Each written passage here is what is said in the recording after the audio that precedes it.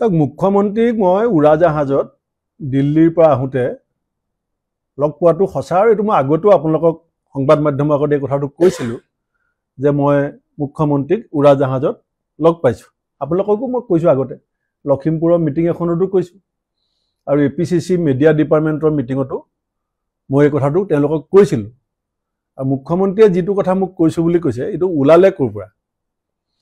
তেখেতে মোক কৈছিলে যে তোমাৰ এনেকুৱা কি শক্তি আছে যে তুমি মোক মানে বগৰাই দিম বুলি পেলাই সদায় ক্ষমতাৰ পৰা বিজেপিক অতৰাম বুলি কৈ থাকা।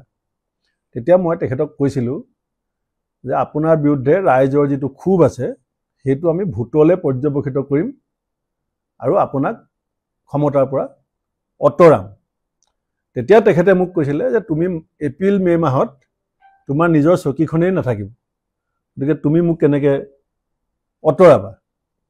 তেতিয়া মই তেখেতক ক'লোঁ যে আপুনি কংগ্ৰেছৰ ভিতৰৰ খবৰ নাপায়, আপুনি যিটো মোক বাৰ্তা দিছে এইটো আপোনাৰ চ'ৰ্চটো উইক চ'ৰ্চ। তেতিয়া মুখ্যমন্ত্ৰীয়ে মোক কৈছিলে যে মোক আণ্ডাৰ এষ্টিমেট নকৰিবা। সেইখিনিয়ে কথোপকথন। চাওক মুখ্যমন্ত্ৰীক মই উৰাজাহাজত দিল্লীৰ পৰা আহোঁতে লগ পোৱাটো সঁচা আৰু এইটো মই আগতো আপোনালোকক সংবাদ মাধ্যমৰ আগত এই কথাটো কৈছিলোঁ যে মই মুখ্যমন্ত্ৰীক উৰাজাহাজত লগ পাইছোঁ। আপোনালোককো মই কৈছোঁ আগতে, লখিমপুৰৰ মিটিং এখনতো কৈছোঁ আৰু APCC মিডিয়া ডিপাৰ্টমেণ্টৰ মিটিঙতো মই এই কথাটো তেওঁলোকক কৈছিলোঁ। আৰু মুখ্যমন্ত্ৰীয়ে যিটো কথা মোক কৈছোঁ বুলি কৈছে এইটো ওলালে ক'ৰ পৰা? তেখেতে মোক কৈছিলে যে তোমাৰ এনেকুৱা কি শক্তি আছে যে তুমি মোক মানে বগৰাই দিম বুলি পেলাই সদায় ক্ষমতাৰ পৰা বিজেপিক অতৰাম বুলি কৈ থাকা। তেতিয়া মই তেখেতক কৈছিলোঁ যে আপোনাৰ বিৰুদ্ধে ৰাইজৰ যিটো ক্ষোভ আছে সেইটো আমি ভোটলৈ পৰ্যবেক্ষিত কৰিম আৰু আপোনাক ক্ষমতাৰ পৰা অতৰাম।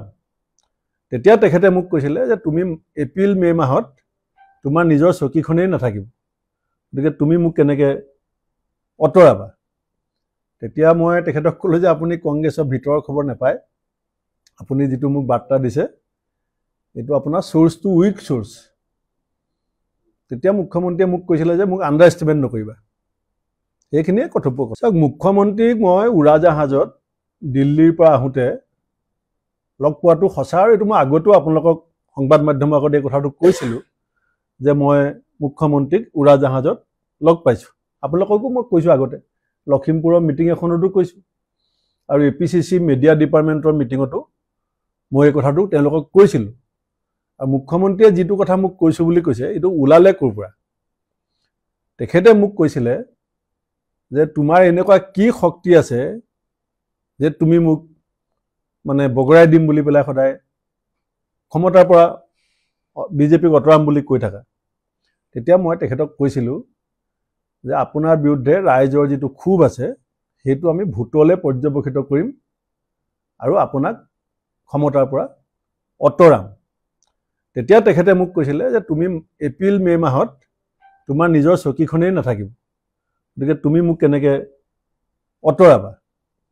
তেতিয়া মই তেখেতক ক'লোঁ যে আপুনি কংগ্ৰেছৰ ভিতৰৰ খবৰ নাপায়, আপুনি যিটো মোক বাৰ্তা দিছে এইটো আপোনাৰ চ'ৰ্চটো উইক চ'ৰ্চ। তেতিয়া মুখ্যমন্ত্ৰীয়ে মোক কৈছিলে যে মোক আণ্ডাৰ এষ্টিমেট নকৰিবা। সেইখিনিয়ে কথোপকথন।